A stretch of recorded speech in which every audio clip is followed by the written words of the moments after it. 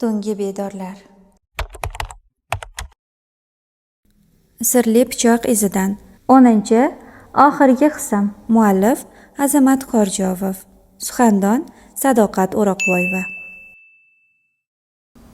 Shu payt darvoza eshigi taraqlab ochildi. Ko'chaga chiqqan basavlat, qorindor erkak hoy-nahoy Salay rais edi. "Said!" baqirdi u. "Said deyapman.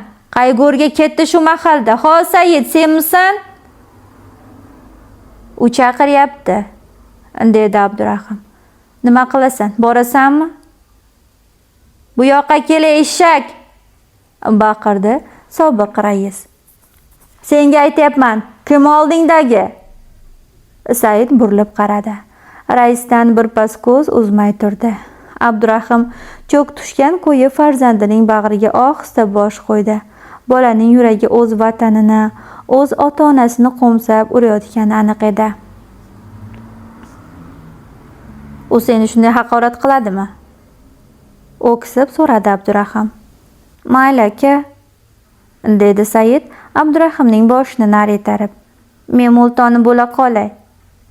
"Malades Said", titrab bosh ko'tardi Abdurahim. "Multoni ekanimni o'zim ham bilaman. Rahmat o'g'lim, o'zimning bolajonim.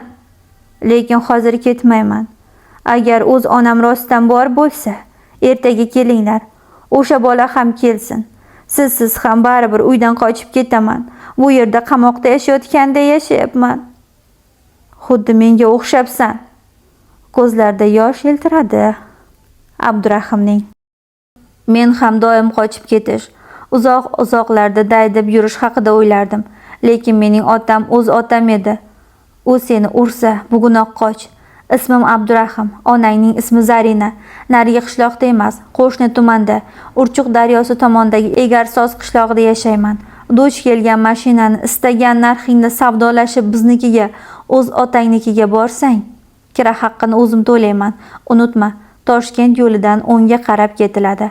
Bu yerdan 100-120 kilometr.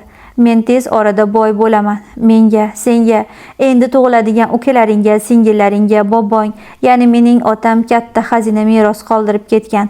Senga mashina ham olib beraman. Erkin qush bo'lib yashaysan. Borasan-a? Avval o'zlaring kelinglar. Ertaga albatta, xo'pmi?" U Saidni qo'yib yubordi. Bola ortga tisarilib, bilagi bilan burnini artdi. Kichkinagina bo'lsa-da, katta odamlarga o'xshardi. "Anavi kim?" o'shqirdi Salay. "Sendan so'rayapman." Said darvoza tagida to'xtab, raisga nimadir dedi va Abdurahimni qo'li bilan ko'rsatdi. "O, bu yoqqa kel!" baqirdi Salay rais sobiq otboqariga. Abdurahim qorong'ilik qo'yniga kirib to'xtadi. U dushmanidan, qolaversa u o'g'lidan qochadimi? Qachongacha haqiqatni yashirib yashaydi? Ertagachami yo yana yillar o'tib ketadimi oradan? Jamboni bolam deyishga, Saidni esa unutishga Zarina bilan ahdlashgan edi. Ahdini buzdi. Bir umr shunday yashashi, bo'ydoqligida ham, uylanganida ham, qotillik u qamoqdan so'ng ham endi o'zgararmidi? U ko'cha chirog'i tagiga qaytdi. Salay rais toshlarni g'ijirlatib ustiga bostirib keldi. Multoni ekanini bildi, ammo Abdurahimni tanimadi. "O'g'limda nima ishing bor? Kimsan?" o'dag'ayladi u. "Ertaga gaplashamiz, rais." Salay tanidi shekilli, ilkis to'xtadi. Yana bir qadam tashlab, hujum qilmoqchidek xiyol engashdi. Bir qoshi shunday ko'tarildiki, Abdurahim u qanchalik qarisa, shunchalik badjahl kimsaga aylanganini fahmladi. "Sen?" dedi u ko'zlari chaqchayib. "Haliyam tirikmisan, it bolasi? Og'zingga qarab gapir." Abdurahim ham o'zini tutib tura olmadi. Hatto pichog'im yo'qmikin deb kamarini paypasladi. Bo'lsa, xunrezlikka qo'l urishdan-da toymasdi shu topda. "Sensiraklama maraz, nega kelding? Yaxshilab eshit. Yiqilib qolma yana. Sen dabdabali to'y qilib bergan bu bola Said, mening o'g'lim." Salay rais yoqasidan g'ippa bo'g'di.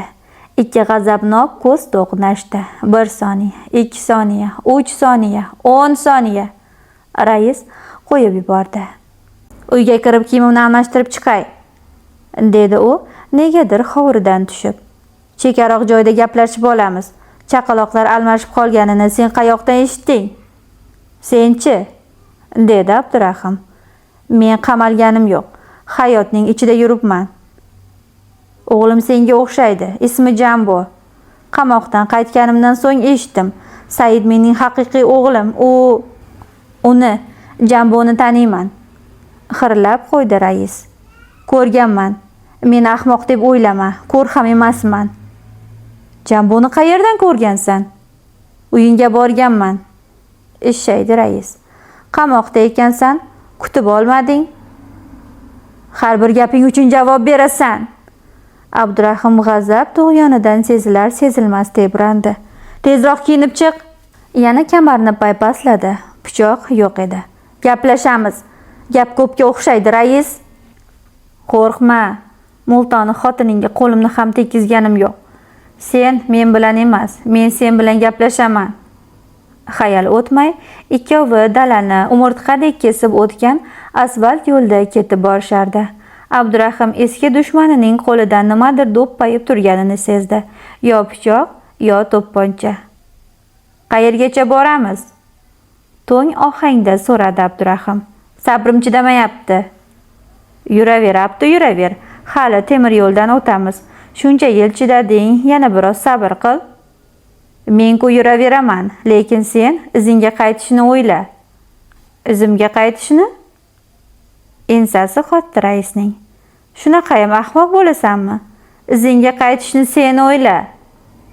Mayli, nima ham derdim, sening miyangga buyruq berib bo'larmidi? Dedi otboqar. Senlashing yoqmayapti, Abdi. Sening esa hech nimang yoqmaydi, bilding? Temir yo'lgacha hali uzoq edi. Biri g'olib askarga, ikkinchisi asirga o'xshardi. 1 soat yo'l yurishdi. Uzumzor etagidagi do'nglik yonidagi svetoforning qizil chirog'i o'chib, yashil yongani ko'rindi. Bu atrofda inson zoti uchramasligi tayin. Svetofor mashinistlar va izg'irinli tunlarda adashgan bo'rilar uchun o'rnatilgan edi go'yo. Kesaklarga qoqilib, uzum shoxlariga oyoqlarini dam-badam urib, temir yo'lga shoshilishardi. Olam zulmatga burkangan, osmon toqidagi yulduzlar tiniqlashgan, tevarak atrofni esa olisdagi qishloqlarning son sanoqsiz chiroqlari ko'rshagan kimsasiz makonda ketib borardilar. Qayerdadir shoqol chiyilladi. Maqsading nima o'zi? So'radi Abdurahim uzumzor tugab. Yantoqzorga yetganlarida. Aytib qo'yay, qo'lingdan hech nima kelmaydi.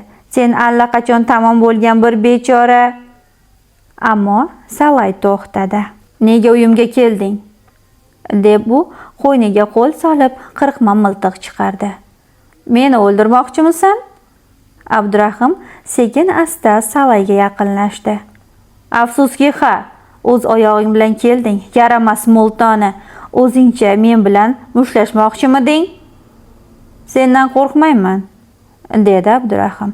Chunki kalon demoqsan, bir jirkanch kimsasan. O'zingga o'zing mahliyo bo'lib yurasan. Nima? Meni yetaklab kelaman deb o'ylovmiding? O'z oyog'im bilan keldim. Ko'rmayapsan-da ko'zlarimdagi nafratni. Eng jirkanchlisi, sen rais bo'la turib ham bu hayotda hech kim emasding. Rostda meni o'ldirmoqchimisan? Kutmaganding-da, sho'rlik multoni. Hazil akam o'ldirmayman. Hayot teatr emas-ku. Uyingdan nimadir olib chiqqaningni sezdim, lekin bu darajada ahmoq ekaningni bilmagan ekanman. Qanday qilib odamlarga rais bo'lgansan, tushunmayman hech. Bu gaplaring tirik qolishingga xizmat qilmaydi. Hov tentak, baribir seni o'ldiraman, kuning bitdi. To'g'ri qilasan. Qachon meni o'ldirsangina odam ekaningni butun dunyo biladi. Seni odam o'rnida qamoqqa olib, odam qatori sud qilib, yerto'laga tashlashadi. Bundan boshqa yo'l bilan odamlikka erisha olmaysan. Hayotning ichidaman deysan. Aslida tiriklar va o'liklar safida umuman yo'qligingni yaxshi bilasan. Hech bo'lmasa qonxo'r degan nom qoldirsam ham mayli. Ish qilib, o'rnim bo'lsa bas degan senga o'xshaganlar istalgan yerdan topiladi. Sen bitta emassan. Otboqar bir dumala faylasuf bo'libdi. Qaniydi biror odam ko'rsa shu holingni. Esingdami? Otxonamda qanaqa ishlarding? Ko'zimga tik qaray olmasding. Men shuning uchun ham xotiningni qo'limda o'ynatdim. Ko'zimga tik qaray olmaydigan erkaklarning, mijg'ovlanadigan qo'rqoqlarning, pul topishni bilmaydigan kambag'allarning xotinlarini xuddi sichqonni o'ynagan mushukdek o'ynatishni xohlaganman, bilding? Ularga erkakcha mehr kerak. Erkakchasiga dangal pul topadigan kerak. Men qachon kambag'al yashadim? Biror marta ko'rdingmi? Qachon o'zimni ayollarga o'xshab tutdim? Hozir ham, sho'ro davrida ham boy yashaganman. Kunimni ko'rishni bilganman. Menga o'xshaganlarni yo'qotmoqchi bo'lasan? Yo'q. Senga o'xshaganlarni yo'qotish kerak. Dunyo sening falsafangni tan olmaydi. Sen tarbiyali bo'lsang ham dunyo tarbiyasiz. Sharifani men marhumlarni tinch qo'y, xitob qildi Abdurahim. Shu gaplaringga ishonib yashab yuribsanmi? Boya o'g'limni eshak deding. Aslida o'zing eshakdan battarsan.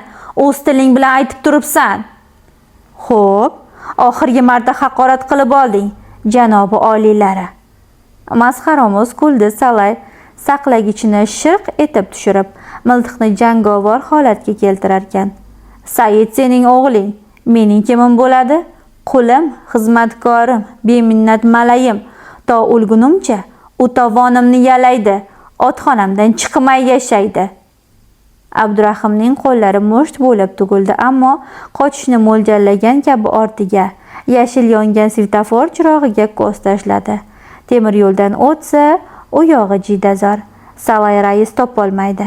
Temir yo'l ikki taqdirni ayro tushiradigan iz edi. O'tib olsa, rais bilan ertaga boshqacha gaplashishi mumkin. Bekorlarni aytibsan, dedi Abdurahim. O'g'lingni sen ishlagan o'sha otxonada katta qilaman. Umri ham o'sha yerda o'tadi. Endi quloq sol. Men ham oxirgi so'zimni aytaman. Oxirgi so'zingni aytmoqchimisan? Ayta qol. Qulochini yoydi Abdurahim. Niyatingga yet iloyim. Barcha lo'lilarga o'xshab qarg'ashni ham qoyillataman de, chakkimassan. Salay rais tomoq qirdi. Endi eshit, seni tinchitaman, lekin qamaladigan ahmoq yo'q. O'qni yuragingdan sug'urib olib, murdangni temir yo'lga tashlayman. Otib o'ldirilganingni hech kim bilmaydi. Majaqlanib ketgan tanang gapirarmidi? Shumi oxirgi gaping? Bir qadam tislandi Abdurahim. Xoy, qochishni xayolingga ham keltirma. Qurol og'zini otboqarga qaratdi Salay. Miltiqqa cho'chqa o'q joylashtirilgan. Oxirgi gapimni eshit. Men Sharifani qanday o'ldirayotganlarini ko'rganman. Shuncha vaqt sir saqladim. Bundan keyin ham sirligicha qoladi. Shu dam uzumzordan qandaydir shovqin quloqqa chalinib, ikkisining ham diqqatini bo'ldi. Biroq borliq yana sukunatga cho'mdi. Kim o'ldirdi uni? Lo'li yigitlarmi? So'radi Abdurahim sabrsizlik ila. Balki men bilmagan butunlay boshqa voqea bo'lgandir. Rais yerga tufladi. Uning quti o'chgani yaqqol sezildi. Uzumzorda kimdir kuzatib turgan bo'lsa, o'q uzolmaydi. Sharifaning o'zidan so'raysan, axir hozir yoniga borasan-ku. Qani ketdik. Bu yer ham inson qavmidan bo'lsang ayt Salay. Baqirdi otboqar. Lekin orqaga oshkora tislana boshladi. Iye, endi inson qavmidan bo'lib qoldimmi? Qochma, hoy. Tan olaman, basharang odamniki. Chunki onangning gunohi yo'q. Voy ablahay. Xo'p, gapni qisqa qilaman. Xullas, tiz cho'kib oyog'imni o'psang, yarashaman, o'lay agar. Lekin qo'lingni bog'layman. Tag'in oyog'imni o'payotib, quturgan itga o'xshab o'z egangga tashlanib qolma. Rozimisan? Jon shirin, kel bu yoqqa. Tupurdim senga. Pichoq borib suyakka, suyak esa tuyoqqa taqaldi. Ayni shu damda uzumzor tomonda "Dada!" deb qichqirdi bir bola. Ikkisi ham qorong'ulik bag'riga alang-jalang boqishdi. Tuman markazida charog'on chiroq ko'rinib, unsiz yaqinlashaverdi. Poyezd Toshkentga shoshilmoqda edi. Said, senmisan? G'ijinib so'radi Salay bo'g'iq ovozda. Dada, bu men Saidman. Ey, sendaqa bolani, so'kindi rais. Balo yeb yuribsanmi bu yerda? Nahotki Mo'ltonining omadi chopdi.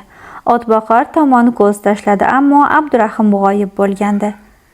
Engashib temir yo'l tarafga qaray boshladi. Shunda Mo'ltonining sharpasi temir yo'lga ildamlab ketayotganini ko'rdi. Bir ko'ngli shu zahotiyoq o'q uzmoqchi bo'ldi. Nishonga tekkizishiga ishonmadi chog'i tepkini bosmadi. Poyezd ham yaqinlashmoqda edi. Qochyapti yaramas. O'zicha mendan haqiqat, g'urur, izzat talab qildi. Ovozini balandlatganicha sensiraganiga o'ylaymi? Menga bo'yni yo'g'onlik qilguncha oyog'imga yiqil, yalin, o'lguncha hurmatimni qil. Qizig'i nega u bilan dushmanman? Menda nima talab qildi o'zi? Bechora o'g'lini ko'rishga kelganga o'xshaydi. Salay rais burnini tortib birpas kuzatib turdi. To'satdan nega sobiq otboqarni o'ldirish payiga tushib qoldi? Tushunmasdi. O'zini bitmas tugamas haqoratlarga ko'milgandek his etmoqda edi. To'xta Abdurahim, baqirdi rais va o'g'lining shohidligida ayyorlik ishlatmoqchi bo'ldi. Omonatingni olib ket. Ey, unday qilmasangchi, to'xta, nima balo? Kap-katta odam mendan arazladingmi? O'zini poyezdga tashlamoqchi shekilli. O jinni, qayt orqangga. Salay miltiqni qo'ldan qo'ymay otboqarning izidan shoshildi. Bola ularning ortidan bo'zlab chopdi. Biroq uzumning chirmavuqdek shoxiga qoqilib, kesakka yuztuban yiqildi. Oyoqqa turganida Toshkentdan ham poyezd kelayotganini olma bog'lari ortidagi chiroqdan bildi. Said falokatni qishloqdayoq sezgan edi. Ho'ngrab yig'lab yubordi. Svetofor esa hamon yashil yonib turardi. Dada! Qichqirdi Said. Poyezd chirog'ining kuchli yorug'ida ikki sharpa temir yo'lga shitob bilan shoshilar edi. Tuman markazidan chiqqan poyezd sharpalar yonidan o'tib, mashriqdagi olma bog' ortida Toshkentdan kelayotgan poyezd bilan uchrashdi, ammo yo'llari bo'lak edi. Har biri o'ziga tegishli temir izdan butunlay qarama-qarshi tomonlarga o'qdek uchdi.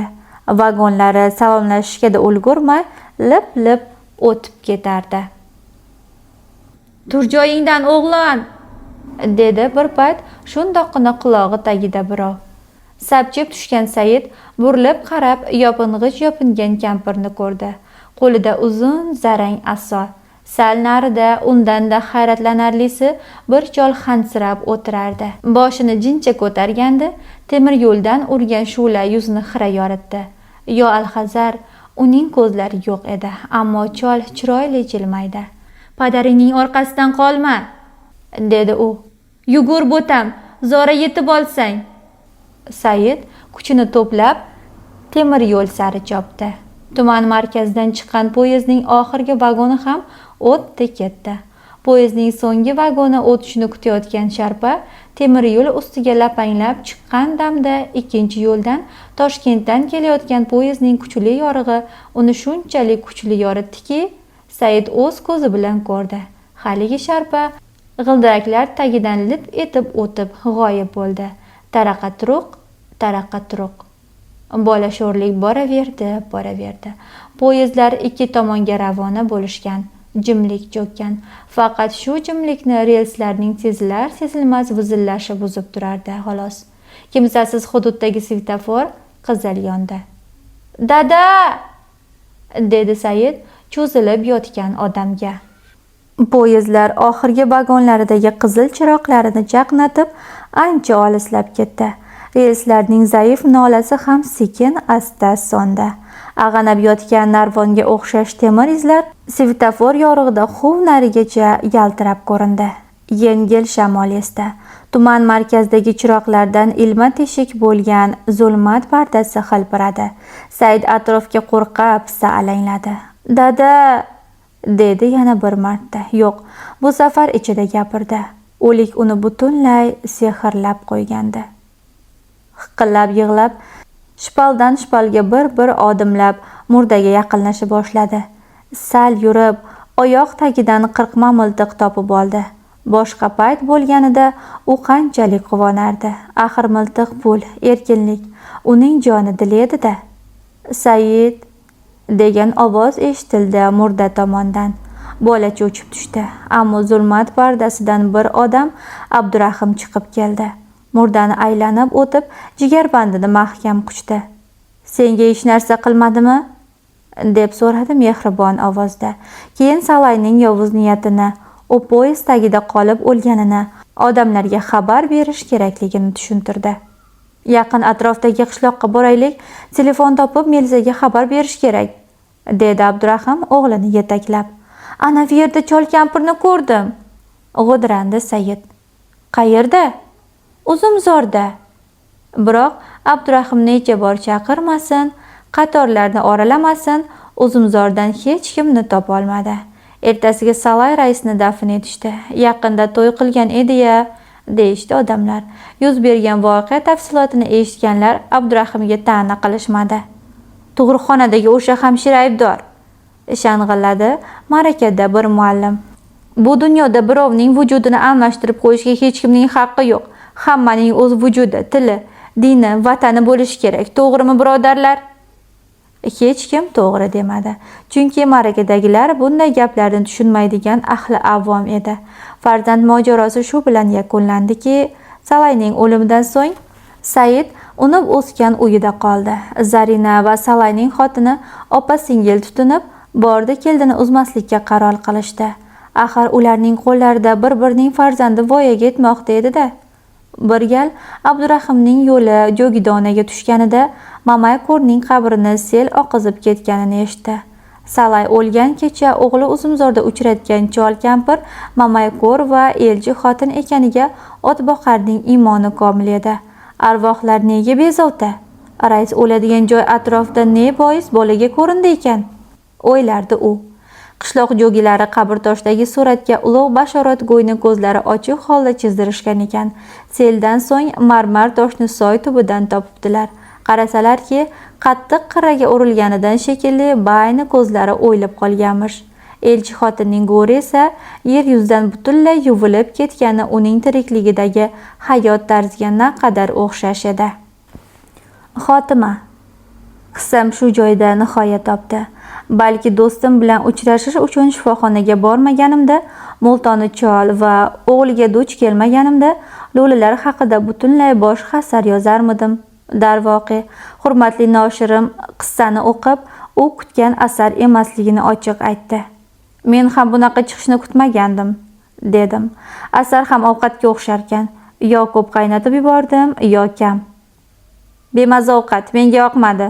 Lo'lilarning uyiga, yotog'iga, ichki dunyosiga kirib borishingiz kerak edi", dedi asarning printerdan chiqarilgan qoralamasini stolga tap etib tashlarkan.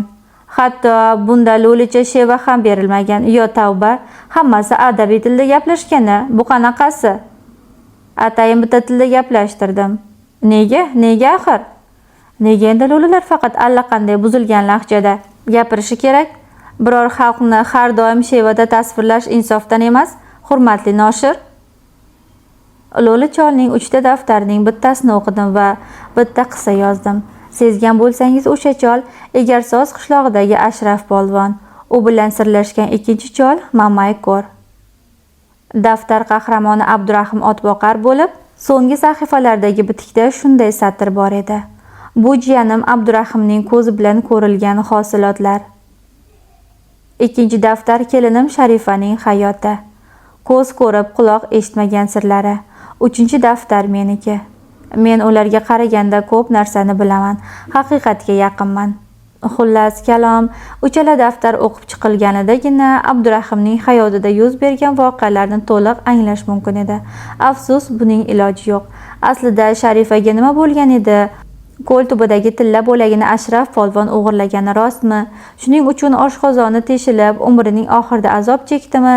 Jidazordagi kampirlar kimlar edi? Tilla pichoq Abdurahimning qo'lida ekanida Ashraf polvon qachon, qanday xabar topganki, daftariga batafsil yozib qoldirgan? Barchasini o'shanda bilarmidik? Biroq hali 2 daftar topilmagan esa-da, boshimizda xayolotimiz bor. Biz ko'pincha unga suyanamiz, hatto e'tiqodimiz va muhabbatimiz ham xayolat poydevoriga qurilgan. Qissaga nuqta qo'yib, o'ylab qoldim. Soy bo'yida qochib qolgan 3-lo'li kim edi? Taqachi Mahmud aka lo'lilardan birini Abdurahimga o'xshatganiga qaraganda jinoyatchi qarindoshimidi? Eng qizig'i, Siddiqning akasi qora ot atayin bahaybat qilib ko'rsatilgan deb da'vo qilgan, isbotlashga uringan edi, ammo Mahmud akaga olib kelingan singan taqa haqiqatdan bahaybat otniki emasmidi? Bir kuni yana olis tumandagi shifokor do'stimning poliklinikasiga bordim. Abdurahim millioner bo'lib ketganmish, dedi do'stim. Tilla pichoqni sotibdi-da.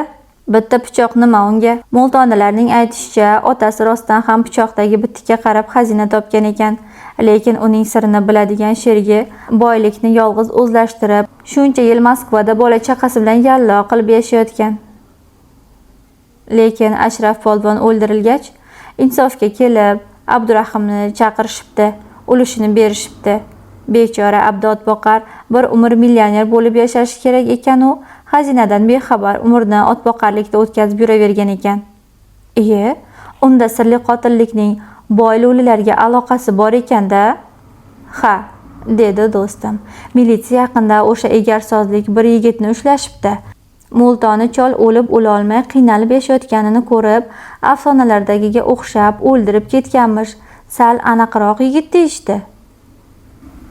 Shu bilan hammasi tamom deb o'ylagandim, biroq hayron qoldim. Keyingi oy esa u yomg'irli kechada yalanga yoq tentirab yurganida jarlikka yiqilib o'lganini eshitdim. Mishmishlarga qaraganda jarlik labida eshak tuyoqlari izi bormish. Sirli pichoqning sirini baribir hech kim ololmasa kerak. Balki yana bir sirli pichoq boshqa sandiqda egasini kutib yotgandir. Oxirgi qism tugadi.